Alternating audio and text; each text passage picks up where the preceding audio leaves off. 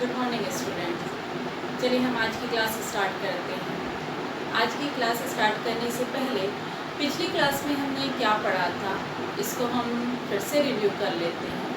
पिछली क्लास में हम फ्लेमिंगो बुक का चैप्टर 2 लॉस्ट स्प्रिंग इस चैप्टर को हम पढ़ रहे थे और इस चैप्टर में हमने ये पढ़ा था कि जो लेखिका है वो कुछ बच्चों के जब उन्होंने देखा कि कुछ बच्चे जो हैं वो चप्पल्स नहीं पहने हैं तो उन्होंने तुरंत ही उस एक बच्चे से प्रश्न पूछा कि तुम चप्पल क्यों नहीं पहने। तो वो बच्चा तो नहीं जवाब दिया किंतु उसके बगल में खड़ा एक बच्चे ने जवाब दिया कि यदि इसकी मदर इसको सेल्फ से चप्पल भी निकाल कर यदि दे दे तो ये बच्चा क्या नहीं करेगा, उसे पहनेगा नहीं। और जो बच्चा इस बात को कह रहा था वो जो बच्चा था उसके पैरों में भी जो जूते उसने पहने थे वो भी अलग अलग थे, यानी कि दोनों पैर के जो चप्पल जूते जो थे वो बिल्कुल अलग अलग थे। इस प्रकार से वहाँ पर बातें होती हैं और लेखिका ये अंदाज़ा लगाती है कि आजकल वर्तमान युग में बच्चों के पास या लोगों के पास ऐसा नहीं है कि पैसे की कमी है, बल्कि नंगे पैर चलना ये एक ट्रेडिशन हो गया, एक परंपरा हो गया। तो लेखिका के मन में ये सवाल आ रहा है। अब आगे इस चैप्टर में क्या होता है, चलिए हम इसको पढ़ते हैं। चलिए आप पेज नंबर 15 में देखिएगा पहला paragraph. I remember a story a man from Udupi once told me. लेखिका को एक कहानी याद आ जा रही है और एक कहानी में ये बताया जा रहा है कि एक बार किसी व्यक्ति ने मैन, यहाँ पर बताया जा रहा है man from Udupi once told me, कि एक व्यक्ति ने उन्हें एक स्टोरी सुनाई थी जो कहाँ का रहने वाला था, उडुपी। उडुपी एक जगह का नाम है। तो यहाँ पर बता रहे हैं कि लेखिका को अचानक ही एक स्टोरी याद आ जाती है और ये एक व्यक्ति के द्वारा बताया जा रहा है और वो व्यक्ति कहाँ का रहने वाला है, उडुपी का रहने वाला है। एज ए यंग बॉय, जैसा कि वो एक युवा लड़का था, he would go to school past an old temple. वो क्या करता था, वहीं के पास के एक टेम्पल से गुजर कर कहाँ जाया करता था, अपने स्कूल जाया करता था। Where his father was a priest, जहाँ पर उसके पिता क्या थे, पुजारी थे, यानी कि उस मंदिर के जो पुजारी थे वो उसी लड़के के क्या थे, पिता थे। He would stop briefly at the temple and pray for the pair of shoes। और यहाँ पे बता रहे हैं कि वो जो लड़का था वो थोड़ी देर टेम्पल के पास रुकता था and pray for pair of shoes, और एक जोड़ी जूते के लिए क्या करता था, प्रेयर किया करता था। 30 years later I visited his town and the temple। और बता रहे हैं कि 30 साल गुजर जाने के बाद I visited, यानी कि 30 साल गुजर जाने के बाद लेखिका ने उसी टाउन में उसी शहर में उसने क्या किया, विजिट किया, यात्रा किया, एंड द टेम्पल, और उस टेम्पल में भी गई, which was now drown in an air of the desolation. Desolation means होता उजाड़ हो जाना।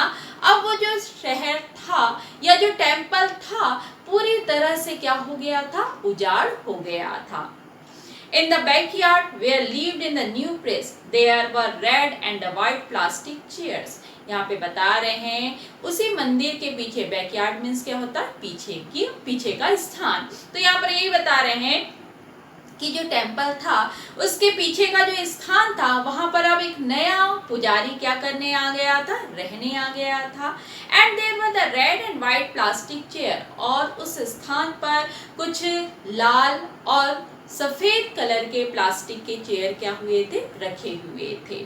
और यंग बॉय, लेखिका ने देखा a young boy dress in the grey uniform wearing socks and shoes.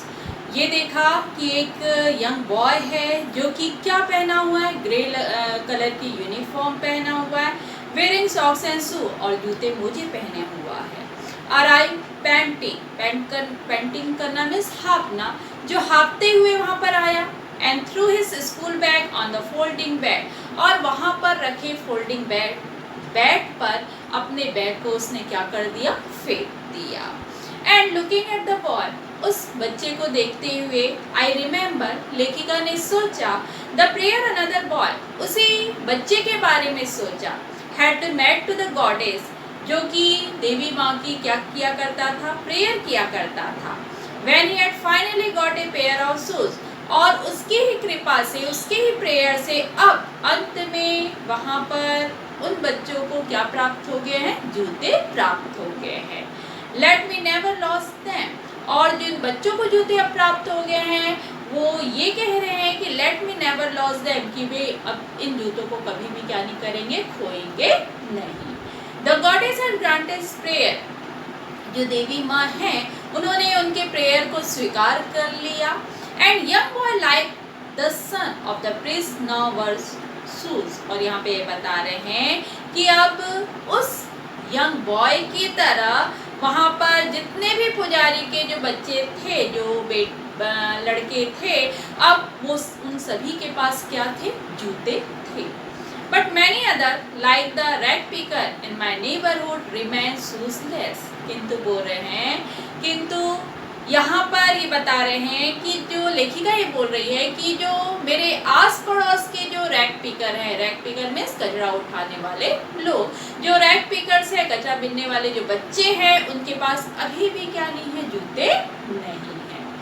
यहाँ पर ये बताया जा रहा है कि जो लेखिका है वो ये सोच रही है कि उन बच्चों के पास तो जूते आ गए हैं, किंतु मेरे पड़ोस में जो क्या बिनने वाले, कचरा बिनने वाले जो बच्चे हैं, उनके पास अभी भी क्या नहीं है, जूते नहीं हैं। इस पैराग्राफ में हमें इतना ही बताया गया है ना, इस स्टोरी के बारे में ही बताया गया है। चलिए अगला पैराग्राफ देखते हैं। My acquaintance with the barefoot rag pickers leads me to Seemapuri, यहाँ पे बताया जा रहा है कि मेरा परिचय जब धीरे धीरे उनके साथ बढ़ता गया तो मैं इन नंगे पैर कूड़ा बिनने वाले जो बच्चे हैं उनके साथ कहाँ पहुँच गए, सीमापुरी इलाके पर पहुँच गए। सीमापुरी जो है वो एक जगह का नाम है, सीमापुरी इलाके पर पहुँच गए। A place on the periphery of Delhi, और ये जो स्थान है वो दिल्ली के सीमा पर है। ये माइल्स अवे फ्रॉम इट, फिर भी यह दिल्ली से कई मील दूर है। मेटाफोरिकली, यदि हम इसके बारे में अधिक कहें, Those who live here are squatters, यहाँ पर वो लोग रह रहे हैं who came from बांग्लादेश, जो कहाँ से आए हैं, बांग्लादेश से आए हैं। कब, बैक इन 1971, 1971 में, जो कि कहाँ से आए हैं, बांग्लादेश। यहाँ पर स्क्वैटर्स में ऐसा उसने कहा जाता है जो सार्वजनिक स्थानों पर इनलीगल रूप से क्या हो जाते हैं, बस जाते हैं। इनलीगल रूप से जो बस जाते हैं उन लोगों को हम क्या कहते हैं, स्क्वैटर। तो यहाँ पर ये बता रहे हैं कि उस स्थान पर वो लोग आकर बस गए थे जो 1971 में कहाँ से आए थे, बांग्लादेश से आए थे। Saheb families among them, Saheb की फैमिली भी उनमें से एक थी। Seemapuri was then a wilderness, यहाँ पर बता रहे हैं कि ये जो इलाका था, सीमापुरी जो इलाका था वो काफ़ी बंजर नुमा इलाका था। इट स्टिल इज, और वो अभी भी वैसा ही है। But it is no longer empty, किंतु अब ये खाली नहीं है। ये स्थान पूरी तरह से क्या हो गया है, लोग आकर बसने लगे और ये स्थान पूरी तरह से क्या हो गया, भर गया है। इन स्ट्रक्चर ऑफ मड, यहाँ के घर के बारे में बताया जा रहा है कि यहाँ पर जो घर हैं वो मिट्टी के बने हुए हैं, with roof of tin and tarpaulin, और ये बताया जा रहा है जो छत है वो टीन के और तारपोलिन के बने हुए हैं। डिवॉइड ऑफ द स्वेल, और यहाँ पे बता रहे हैं कि यहाँ पर टॉयलेट की सुविधा नहीं है। ड्रेनेज और रनिंग वाटर, जो नालियाँ हैं या नालियों में गंदे पानी क्या हो, नालियाँ भी अच्छे से नहीं है और गंदे पानी जो है वो क्या हो रहे हैं, बह रहे हैं। लीव 10,000 रैग पिकर, और इस स्थान पर 10,000 जो कचरा बिनने वाले लोग हैं वो क्या कर रहे हैं, रह रहे हैं। They have lived here for more than 30 years without an identity, यहाँ पे बताया जा रहा है कि यहाँ पर वो लोग रह चुके हैं कितने साल से, 30 साल से वो लोग रह चुके हैं। किसके बिना, आइडेंटिटी मीन्स पहचान, बिना किसी पहचान के 30 साल से लोग यहाँ पर क्या कर चुके, रह चुके हैं। Without for more than permit but with ration card that get their name on boards, और बोल रहे हैं कि उनके पास ना ही किसी प्रकार का परमिट है, आज्ञा पत्र है, but with the ration card, किंतु उनके पास क्या है, राशन कार्ड है। दैट गेट देयर नेम, जिनमें उनका नाम है, ऑन बोर्ड्स, और जिनके द्वारा वो क्या दे सकते हैं, वोट दे सकते हैं। And enable them to buy grain, और उस राशन कार्ड के द्वारा वो क्या प्राप्त कर सकते हैं, अनाज भी प्राप्त कर सकते हैं। Food is more important for survival than an identity, यहाँ पे बताया जा रहा है कि भोजन जो है उनके जीवन के लिए ज़्यादा आवश्यक है, किसकी अपेक्षा, उनके पहचान की अपेक्षा। आइडेंटिटी, किसी पहचान होने से ज़्यादा जरूरी उनके लिए क्या है, भोजन है। And if at the end of the day we can feed our family and go to bed without the aching stomach, we would rather live here than the field that gave us no grain। यहाँ पे बताया जा रहा है, से a group of women in turtle sarees, यहाँ पे बताया जा रहा है कि कुछ महिलाओं के द्वारा जो क्या पहनी हुए थे, चिथड़े साड़ियाँ पहनी हुई थी, उनके द्वारा ये कहा जाता है, if at the end of the day we can feed our family, यदि वो दिन के अंत तक, दिन के समाप्त होने तक वो यदि अपने फैमिली के लोगों को भोजन यदि खिला सकती हैं, and go to bed without an aching stomach, और खाली पेट, बिना खाली पेट हुए वो आराम से यदि सो सकते हैं, we would rather live here, तो वो यहाँ पर क्यों नहीं रहें, then in field that gave us no grain, उस स्थान की अपेक्षा जहाँ पर उनको क्या नहीं मिलता है, भोजन नहीं मिलता है। See a group of women tattered sari, और ये जो वाक्य है, जो ये सेंटेंस है, किसने कहा था, वहाँ पर उपस्थित कुछ महिलाएं थी जो चिथड़े कपड़ों को पहनी हुई थी, वो ये कह रही हैं, यदि हमें यहाँ पर आराम से रहने का स्थान, यहाँ पर भूखे पेट हमको सोना, हम आराम से जब सो रहे हैं, यहाँ पर हमको भूखे नहीं रहना पड़ रहा है, तो हम उस स्थान पर क्यों रहें जहाँ पर हमको क्या नहीं मिलता था, अनाज भी नहीं मिलता था, हमें खाने के लिए जहाँ पर भोजन नहीं मिलता था, तो हम उस स्थान पर कहाँ क्यों रहें।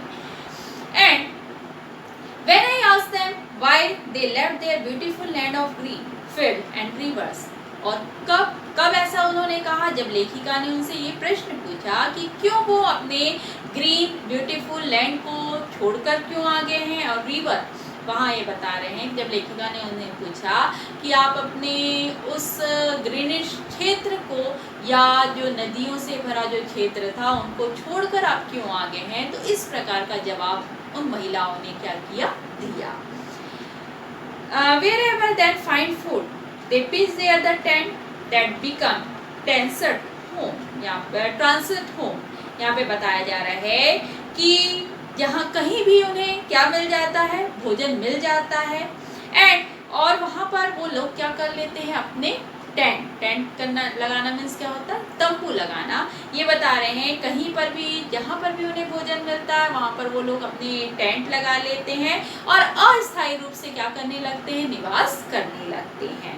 Children grow up in them, उन्हीं तंबू में वो बच्चे, उनके बच्चे बढ़ने लगते हैं, and become partners in survival, और उनके आजीविका यानी कि जो जीविका का जो साधन है, उनके कमाने का जो साधन है, उनमें वो बच्चे अपनी भागीदारी क्या करने लगते हैं, निभाने लगते हैं। And survival in Seemapuri means rat picking, यहाँ पर बता रहे हैं, और यहाँ पे बताया जा रहा है कि सीमापुरी में जो आजीविका का जो साधन था, कमाने का जो साधन था, उसमें भी वो क्या बन जाते हैं, भागीदार बन जाते हैं।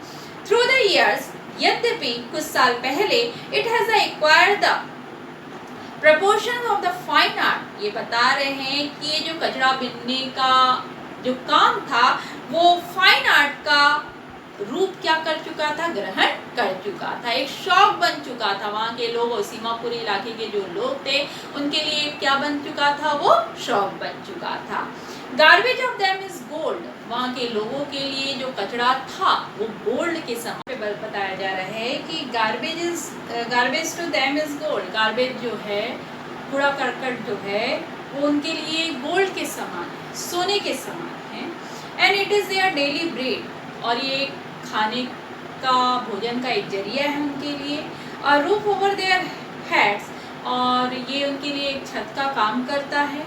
Even if it is a leaking roof, और ये बोल रहे हैं चाहे वह टपकता हुआ रूम ही क्यों ना हो, छत ही क्यों ना हो, but for a child it is even more, लेकिन यह एक बच्चे के लिए कुछ उस कचड़े से कुछ ज़्यादा ही महत्व रखता है। यहाँ पे बता रहे हैं कि उस एक बच्चा जो होता है उसके लिए जो कचड़ा होता है वो कुछ ज़्यादा ही उसके लिए क्या होता है, महत्वपूर्ण होता है। अगले पेज में देखेंगे, I sometimes find a rupee, even a 10 rupee note, Sahib says. His eyes lighting up. यहाँ पे बता रहे हैं कि साहिब जो है वो ये कहता है कि कभी कभी मुझे क्या मिल जाता है, 1 रुपया भी उस कचड़े से कूड़ा करकट में मिल जाता है। इवन ए 10 रुपी नोट, और कभी कभार मुझे उसमें 10 रुपये भी क्या हो जाते हैं, मिल जाते हैं। And his eyes lighting up, और जब ये इस बात को वो कह रहा था तो उसकी आंखें जो थी वो क्या कर रही थी, चमक रही थी। यानी कि बड़ी उम्मीद के साथ वो बोल रहा था कि मुझे कभी कभी इस कूड़े करकट में 1 रुपया या 10 रुपए का नोट भी क्या हो जाता है, मिल जाता है। You don't stop when you can find A silver coin in A heap of garbage, और यहाँ पे बता रहे हैं कि जब आपको उस गार्बेज से क्या मिल जाता है, सिल्वर कॉइन, चांदी का यदि सिक्का मिल जाता है, you don't stop the scrounging, तो आप क्यों इस कार्य को करना बंद करेंगे। For there is hope of finding more, आपको अब उससे भी ज़्यादा क्या होगी, उससे उम्मीद होगी। यानी कि यदि आपको उस गार्बेज में से चांदी का यदि सिक्का मिल जाता है तो आप इस कार्य को करना क्यों बंद कर देंगे, आपकी उम्मीद और क्या हो जाएगी, इस कार्य से बढ़ जाएगी, आप ज़्यादा ढूंढने का प्रयास करेंगे, ये कहा जा रहा है। It seems that for the children garbage has a meaning different from, और यहाँ पे बता रहे हैं कि इसका अर्थ ये है, यहाँ पर ये लगता है कि उन बच्चों के लिए जो गार्बेज था उसका जो मीनिंग था, उसका जो अर्थ था वो अलग था। And What is the mean of their parent? किसकी अपेक्षा, उनके माता पिता की अपेक्षा। यानी कि बच्चों के लिए गार्बेज का अर्थ अलग था, वो अलग तरीके से उसके बारे में सोचते थे, और उनके माता पिता का जो विचार था वो उनसे अलग था। For the children it is a wrapped in the wonder, बच्चों के लिए जो गार्बेज था वो आश्चर्य से भरा हुआ होता था। For the elders it is a mean of survival, किंतु बड़ों के लिए जो गार्बेज था, जो कूड़ा करकट था, वो रोजी रोटी का एक क्या था, जरिया था। One winter morning I see Sahib standing by the fancy gate, the neighborhood club. यहाँ पर लेखिका ये हमको बता रही है कि एक बार मैंने साहिब को कहाँ देखा, पड़ोस में हमारे क्लब था, और क्लब के जो फैंसी गेट जो था, जो बाउंड्री वॉल था, उसके गेट के सामने मैंने उसे देखा। वो क्या देख रहा था, वॉचिंग 2 यंग मैन, वो 2 यंग मैन को देख रहा था, ड्रेस इन वाइट, जो कि वाइट कलर के ड्रेस पहने हुए थे, प्लेइंग टेनिस, और वो कौन से गेम को देख रहा था, टेनिस को देख रहा था। यानी कि वो जो व्यक्ति थे, जो यंग मैन वहाँ पर जो थे, वो कौन सा गेम खेल रहे थे, टेनिस खेल रहे थे, उस गेम को वो देख रहा था। I like the game he hums, यहाँ पे बता रहे हैं उसने धीरे से कहा, मुझे एक गेम जो है वो बहुत पसंद है। Content to watch it standing behind the fence, ये बता रहे हैं कि फेंसिंग के बाहर खड़े होकर पीछे से देखते हुए वो बहुत ही संतुष्ट दिखाई दे रहा था। I go inside when no one is around, उसने ये स्वीकारा कि वहाँ पर जब कोई भी नहीं होता तो मैं वहाँ पर क्या करता हूँ, जाता हूँ। The gatekeeper lets me use the swing, और बता रहा है कि वहाँ का जो गेट कीपर है मुझे झूला झूलने की क्या देता है, अनुमति देता है। Sahib two is wearing tennis shoes that look strange over his discoloured shirt and shorts, यहाँ पे बताया जा रहा है कि साहिब ने भी टेनिस शूज पहने हुए हैं, एंड दैट लुक स्ट्रेंज, और वो बहुत अजीब, जो शूज पहना हुआ है, जूते पहने हुए हैं, वो बहुत अजीब सा दिखाई दे रहा है। Over his discoloured shirt and short, जो उसके शर्ट से और जो शॉर्ट्स पहना है, जो पैंट पहना है, उससे बिल्कुल भी मेल नहीं खा रहे हैं। Someone gave them to me, he says in the manner of an explanations। और ये बता रहे हैं, वो बहुत स्पष्टीकरण देते हुए कहता है कि इसे किसी ने मुझे दिया है। एंड द फैक्ट, और सत्य यह है, that they are discarded shoes of some rich boy, कि ये जो जूता है वो किसी अमीर व्यक्ति के द्वारा, है ना, किसी रिच बॉय के द्वारा, किसी अमीर बॉय के द्वारा वो क्या कर दिए होंगे, त्याग दिए होंगे या फेंक दिए होंगे। उस जूते को किसने पाया है? किसने पाया है? साहिब ने पाया है। Who perhaps refused to wear them because of a hole in the one of them। यहाँ पे बताया जा रहा है जो शायद पहनने से इसलिए इनकार कर दिया था उसने, who perhaps refused to wear them because a hole is one of them। और उस अमीर लड़के ने उसे शायद इसलिए फेंक दिया था क्योंकि उसमें क्या था? छेद था, होल था। Does not bother him, लेकिन इस छेद वाले जूते को, इस होल वाले जूते को साहिब जो पहन रहा था उसे किसी प्रकार की क्या नहीं थी? आपत्ति नहीं थी, किसी प्रकार की परेशानी उसे नहीं थी। For one who has a walk barefoot, even shoes with the whole is dream come true। और ये बता रहे हैं ऐसा व्यक्ति, ऐसा लड़का जो कि नंगे पांव क्या करता हो, इधर उधर आता जाता हो या चलता हो, उसके लिए ये जो छेद वाले जूते जो थे वो किसी सपने से क्या नहीं थे? कब नहीं थे। यानी कि जो बच्चा, जो साहिब जिसके पास जूते ही नहीं थे, जो जूते पहनने का ड्रीम देखता था, सपना देखता था, उसके लिए ये छेद वाला जो जूता था वो किसी सपने से क्या नहीं था? कब नहीं था। But the game he is watching so intently is out of his reach, किंतु जो जिस गेम को वो देख रहा था, यहाँ पे बता रहे जिस गेम को वो ध्यान से देख रहा था वो उसके पहुंच से बहुत क्या था? दूर था। किस गेम को देख रहा था? वो टेनिस को देख रहा था। तो ये बता रहे जूते तो उसे छेद वाले मिल गए, किंतु जिस गेम को वो देख रहा था उस तक पहुंच पाना उसके लिए काफी क्या था? सपने के समान था या उससे बहुत दूर था। This morning Sahib is on his way to the milk booth in his hand in a steel canister। यहाँ पे बताया जा रहा है कि आज सुबह लेखिका ने साहिब को कहाँ पर? मिल्क बूथ पे जाते हुए देखा, उस रास्ते पर देखा जिसके हाथ में क्या था? स्टील का क्या था? कनस्तर था, मतलब ये डब्बा था। I now work in the tea stall down the road, he says। और वो ये कहता है कि मैं पास के ही टी स्टॉल में चाय की दुकान पर क्या करता हूँ? काम करता हूँ। पॉइंटिंग इन द डिस्टेंस, वह दूर से इशारा करते हुए बता रहा है कि मैं पास के ही रोड के पास जो दुकान है, चाय की दुकान, वहाँ पर काम करता हूँ। I am paid 100 rupees and all my meals. और वो बता रहा है कि मुझे भोजन के साथ 800 रुपये क्या होते हैं? मिलते हैं। Does he like the job? I asked, मैंने तुरंत पूछा क्या तुमको ये जॉब पसंद है? हिज फेस आई सी, मैंने उसके चेहरे में देखा, has lost it care free look, कि जो चिंता के जो भाव थे उसके चेहरे पर एक चिंता के भाव नजर आ रहे थे। The steel canister seems heavier than the plastic bag, जो स्टील के जो डब्बे थे वो उसके प्लास्टिक बैग से ज़्यादा क्या थे? भारी थे। He would carry so lightly over his shoulder।